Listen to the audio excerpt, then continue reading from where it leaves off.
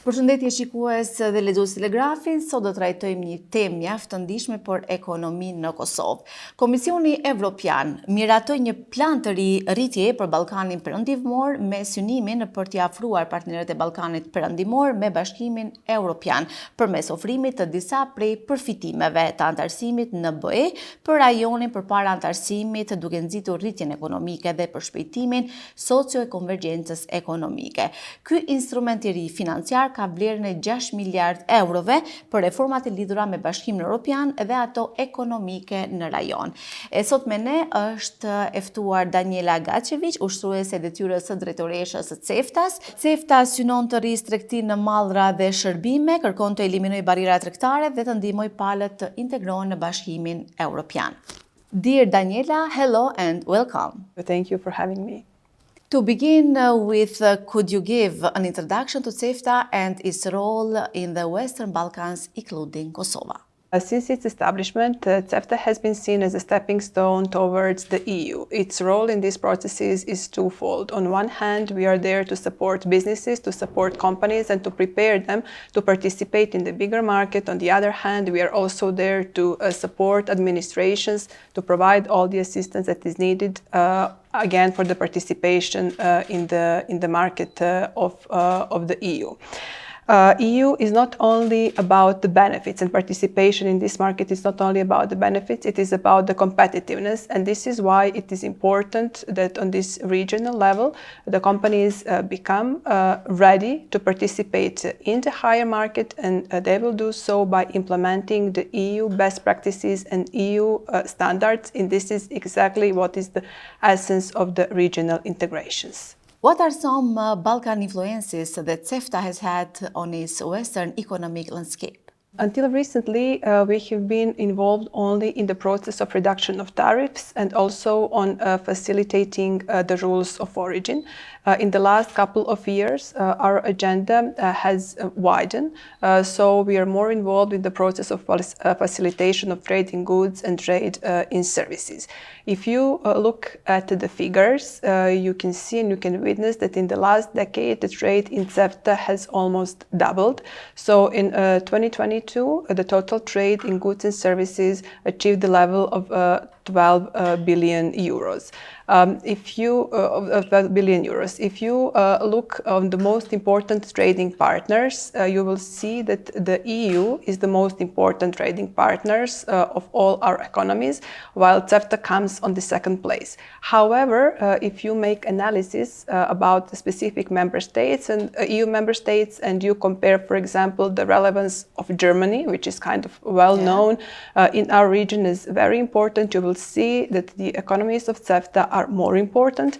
For example, if we speak about Kosovo, you can see that the markets of North Macedonia and Albania are more relevant and more important than the market of Germany. CEFTA is involved in over 20 initiatives. How do these initiatives aim to impact businesses and people in the region?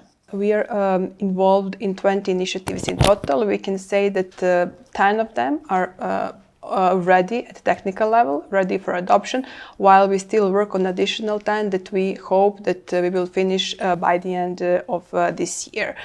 The whole point of these initiatives is, as I already said, is to facilitate trade in goods, trade in services, and also to facilitate in general the process of trade and to provide more conducive trade environment for the businesses. Speaking in concrete terms, that would mean, for example, to reduce the waiting times, then to harmonize and to facilitate the complex procedures, to introduce digitalization in all the processes.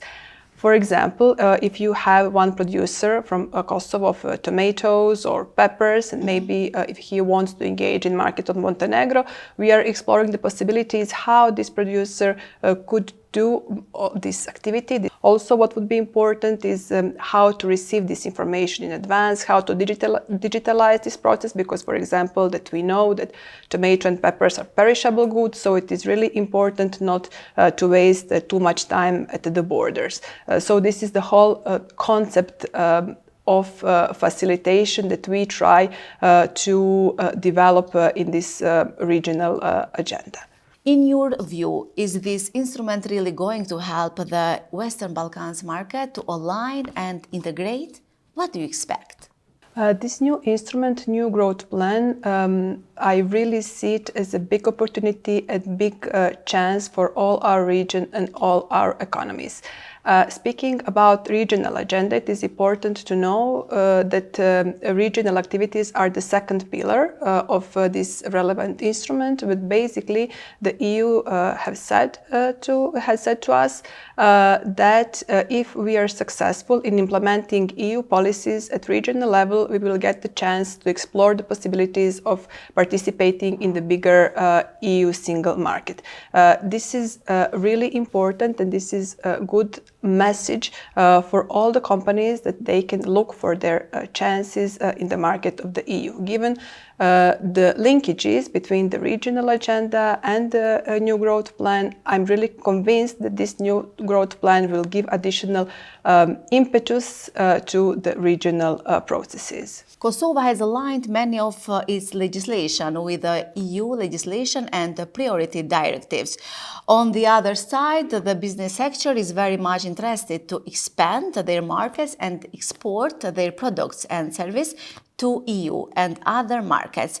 How will the new action plan for a common regional market help in this direction? What would be the benefits for Kosovo in particular?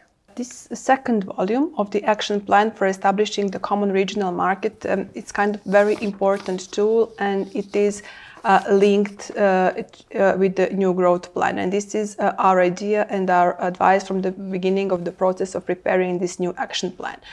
Firstly, what I would like to mention that last week in Kotor, leaders already discussed building blocks of this action plan, and it should give direction to us where should we go, and which areas we should develop more.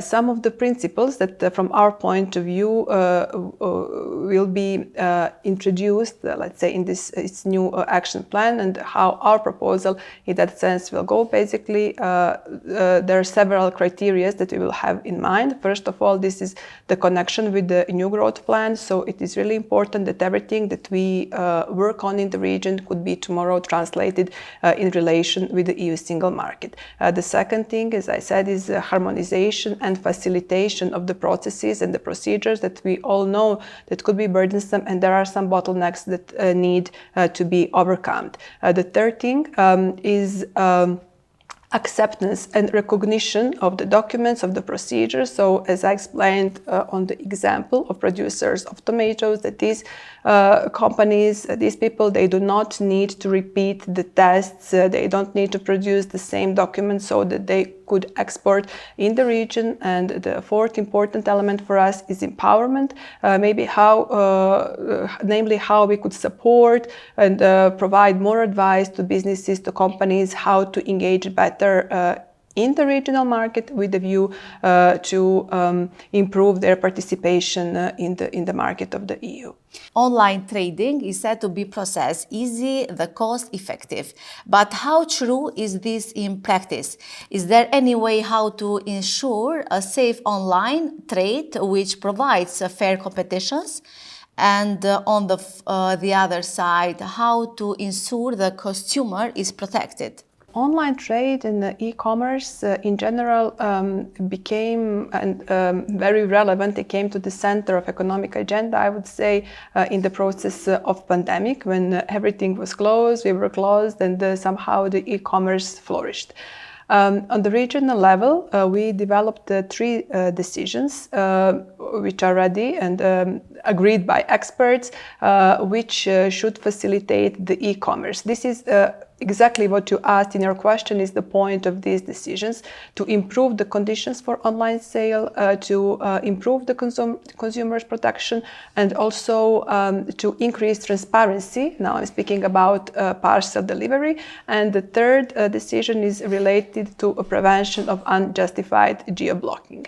In addition to that, given that we live in digital era, we also work on digitalization, trying to introduce the concept of paperless trade, where all the procedures and documents will be done digitally, and everything will be available even before, for example, if we take the example of goods, the goods comes to the crossings for the process of clearance.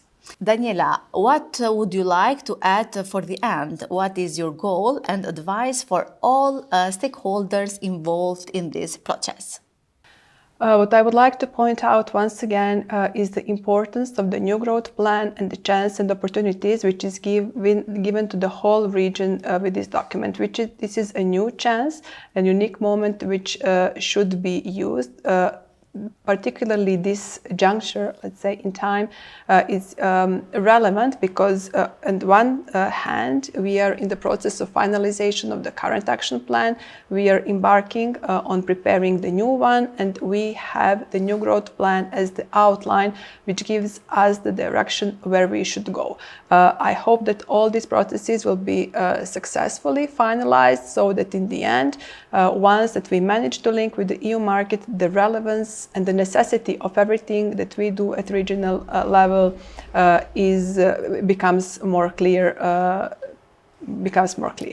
Many thanks, Daniela. Very happy to have you in Pristina today and looking forward to discuss other topics in the future. Thank you so much. Shikues dhe lexues Telegrafit, ishte kjo të sa i përket intervistës me ushtruesen e detyrës drejtoreshës së CEFTA-s, Daniela Gaçeviç. Ne do takojmë në intervista të tjera. Mirëmbëjtje.